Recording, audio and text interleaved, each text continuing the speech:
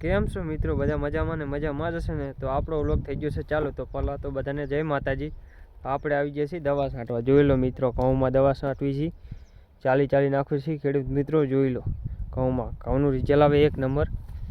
જોઈ લો મિત્રો, અમે બે ભાઈ છાંટવી છે દવા. આપણે આવી દવા છાંટવા ચાલુ, પાણી ચાલુ, દવાઈ ચાલુ, બધું કમ્પ્લીટ. અમને જવાનું પાછું ખાડો ખોદવા.